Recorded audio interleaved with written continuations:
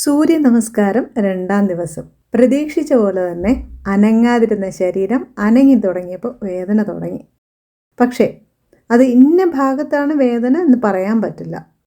Exercise ചെയ്ത് ശരീരം വേദനിക്കുന്നത് നല്ലതാണ്. നമ്മൾ ചെയ്യുന്നത് ശരീരത്തിൽ എഫക്റ്റീവ് ആകുന്നുണ്ട് എന്നതല്ലേ അതിൻ്റെ അർത്ഥം.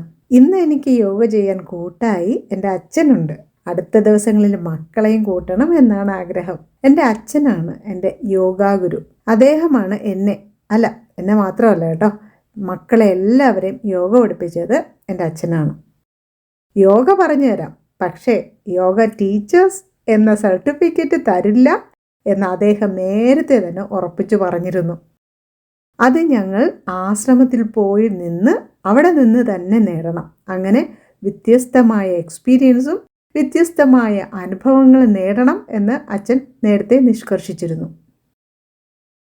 അച്ഛൻ കൂടെയുള്ളത് എന്തായാലും നന്നായി. ഇല്ലെങ്കിൽ ഞാൻ ഇന്നത്തെ യോഗ ചിലപ്പോൾ പാതി വഴിയിൽ ഉപേക്ഷിച്ചേനെ. അച്ഛൻ കൂടെയുള്ളപ്പോൾ എക്സ്ക്യൂസ് ഒന്നും നടക്കില്ല കേട്ടോ. ഞങ്ങളുടെ വിവാഹം കഴിഞ്ഞ് അടുത്ത കൊല്ലമാണ് അച്ഛൻ യോഗ TTCക്ക് പോയത്. പിന്നീട് അങ്ങോട്ട് നിർത്താതെയുള്ള പഠനമായിരുന്നു.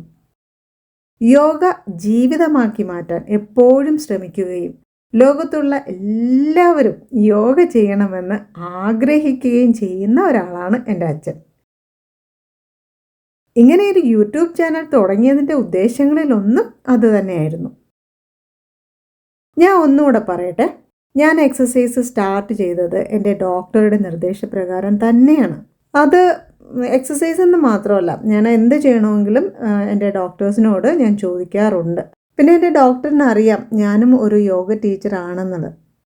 ശരീരം യോഗ ചെയ്ത് പരിചിതമാണ്. പിന്നെ ഒട്ടും സ്പീഡില്ലാതെ വളരെ സോഫ്റ്റായിട്ട് ശ്രദ്ധിച്ചാണ് ഞാൻ പ്രാക്ടീസ് ചെയ്യുന്നത് കേട്ടോ.